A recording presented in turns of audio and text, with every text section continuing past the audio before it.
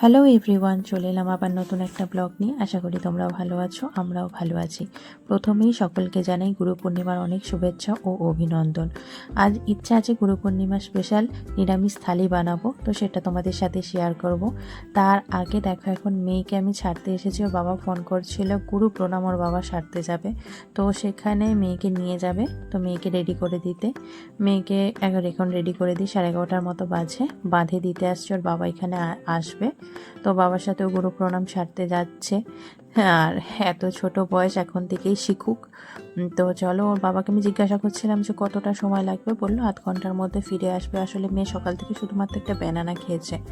তো চলো, ওদেরকে ছেড়ে দিয়ে এবার আমরা যাই, রান্না বান্না জোগাড় করি। মেয়ে এসে আবার ফলটা খাবে, তার ফলের ব্যবস্থা করি।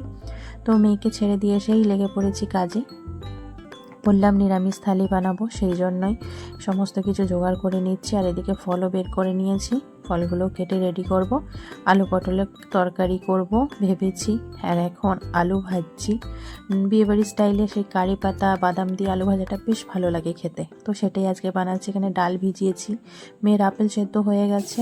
আমার মেয়ে কাঁচা আপেল দিলে না এক টুকরো খায়, বেশি খায় না। সেদ্ধটা করে দিলে পুরোটা খাওয়া হয়। তো এখানে ভাত করেছি, এখন পাঁপড় ভাজা হচ্ছে। তো অনেক কিছুই ভেবে রেখেছি, জানি না কতটা কি করে উঠতে পারবো, কারণ রান্না তো বসাতে অনেকটাই লেট করেছি। মেয়েকে যখন ছাড়লাম 11:30 বাজে, তারপরে এসে জোগাড় করেছি, একা হাতে জোগাড়, রান্না বান্না সম্পূর্ণটাই নিরামিষ। আমাদের গোটা শ্রাবণ মাসেই নিরামিষ হয়, তো নিরামিষেতে খুব চিন্তা হয় কি খাবো না। তো আজকে ভাবলাম একটু থালি বানাই। কি হয়েছে এটা? তোমার ঘর বিছানা? আউল কি আউলকে ঘুম পাড়িয়ে দিয়েছ? হুম,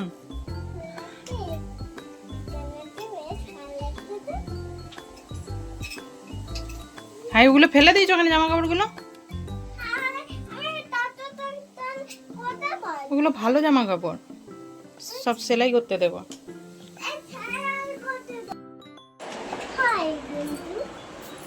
তো মেয়ে এসে গেছে, ওকে ফলটাও খাইয়ে দিয়েছি।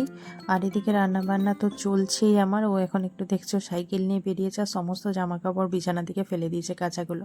তো চলো তোমাদের দেখিয়ে দিও কোথায় গিয়েছিল। ওর বাবা কিছু ছবি আমাকে পাঠিয়েছিল।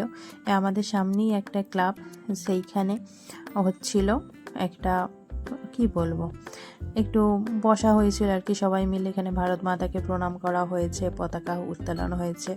তো আমার মেয়েও সেখানে গেছিলো বাবার সাথে।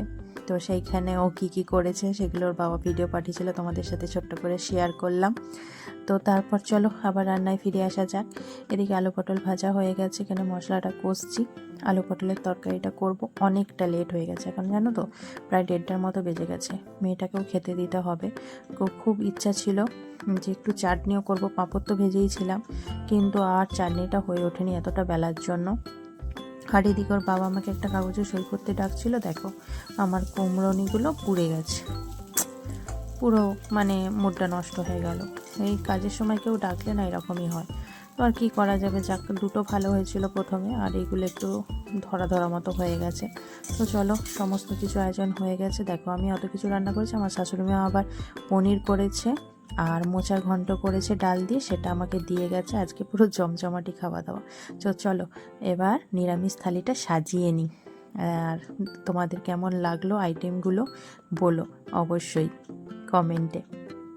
নুনটা দাও এখানে।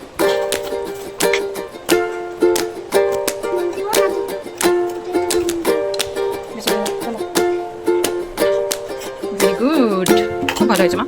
আচ্ছা,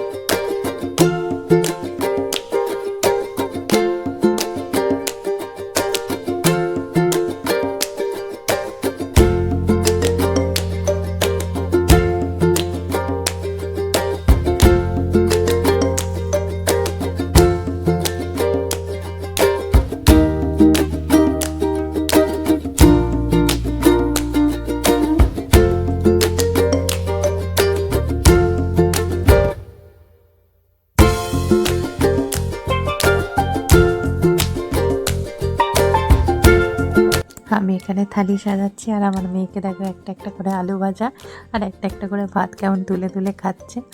ও বলেছে মা আজকে আমি এই থালাটাই খাবো। তো আমার এই নিরামিষ থালি তোমাদের কেমন লাগলো অবশ্যই জানাবে। চাটনিটা যদিও মিসিং, তবুও জানাবে। তো তারপরে বিকালবেলা আমরা মা মেয়েতে একটু টোটো করে বেরিয়ে পড়েছি, একটু আধার কার্ডের কাজ ছিল, তো ওই জন্য বিকালবেলা বেশ একটু ভালো ঘোরা হয়ে গেল। কাছে পিঠেই ছিল, বেশি দূরে নয়, টোটো করে গিয়েছিলাম। তো দুজনে দেখো বেরিয়ে পড়েছি। আর এই যে রাস্তাটা দিয়ে, বাঁধের রাস্তাটা দিয়ে যাওয়া হয়, এর এক ধারটা না পুরো হলো এটা পদ্মবিল। এইখানে না পদ্ম ফুল ফোটে। তো এখন এই দেখতে পাচ্ছ পদ্ম পাতা। আর আশ্বিন মাস তো কিছুদিন পরেই আর কি, এবার শ্রাবণ ভাদ্র আশ্বিন পুজোর সময়। তো পদ্ম ফুল যখন এই বিলগুলোতে ফুটে থাকে এত অপূর্ব লাগে দেখতে, তোমাদের সাথে অবশ্যই সেই সময় শেয়ার করব। তো চলো, এখন এসে গেছি বাড়ি। ওই যে পদ্ম বিল দেখে এসে এখন নিজের ঘরের পাঁকের পদ্ম ফোটানোর চেষ্টা করছি। তো সেই সমস্ত জামা কাপড় ভাঁজ করে উদ্ধার করেছি। এখন সেলাই করা জামা কাপড়গুলো সমস্ত ব্যাগে ঢুকিয়ে দিচ্ছি। আজকে সন্ধ্যে হয়ে গেছে, আজকে আর যাবো না, কালকে যাব। পাড়ায় একটা দিদি সেলাই করে, তাকে সেলাই করতে দিতে যাব। তো এইগুলো ঢুকিয়ে এখন সন্ধে দেবো, সন্ধে দিয়ে মেয়েকে পড়াতে বসাবো। তো আজকে তো পূর্ণিমা, তো একটু নিচে কীর্তন করতে এসেছে, তো শুনতে পেলাম। তো মেয়েকে বললাম যাও তুমি, একটু কীর্তন হচ্ছে, বাতাসা হইলট হবে, যাও শুনে এসো। সেখানে গিয়ে আমার মেয়ে কাছাড় খেয়ে পড়ে গেছে জানো।